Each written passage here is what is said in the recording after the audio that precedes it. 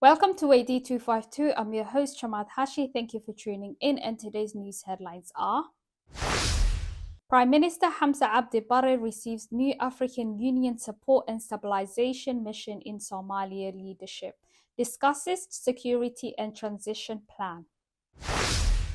Somalia and Djibouti sign status of forces agreement to strengthen bilateral security cooperation. Puntland Parliament accuses federal government of fueling regional conflicts. Somalia and Germany expand migration partnership to modernize border systems, boost passport recognition. SSC Katuma state formation enters the final stretch in Las Anod. YouTube now second only to BBC as media destination.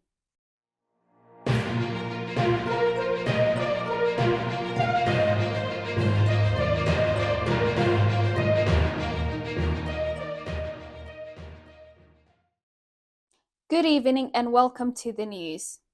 First tonight, the Prime Minister Hamza Abdi Barre today received in his office the special representative of the chairperson of the African Union Commission for Somalia and a head of the African Union Support and Stabilization Mission in Somalia, Ambassador El Haji Ibrahima, along with his deputy Mukhtar Osman.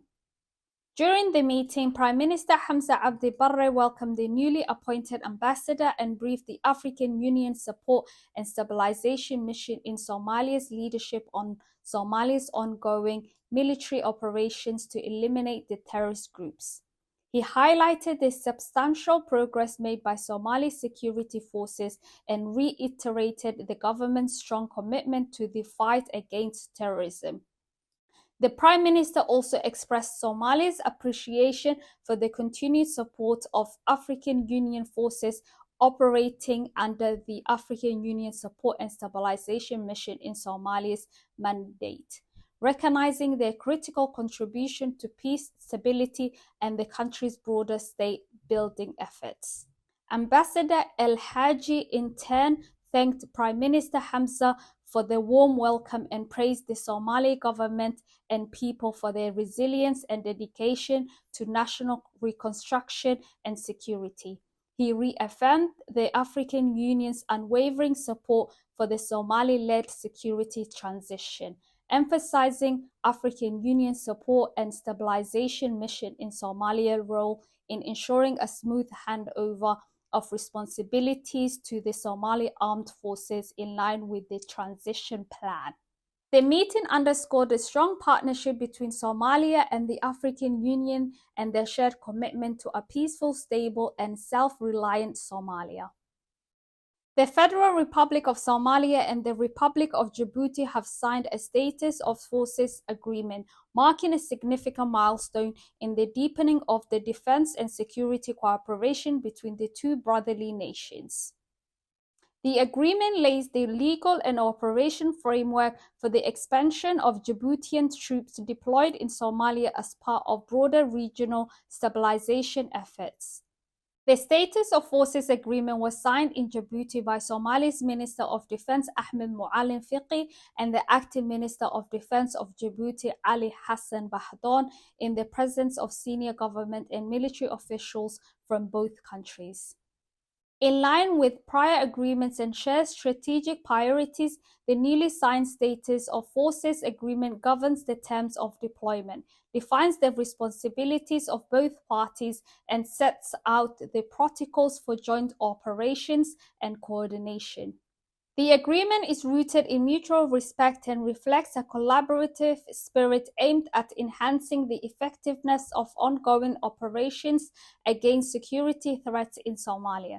Speaking at the signing ceremony, officials from both countries reaffirmed their unwavering commitment to regional peace and security.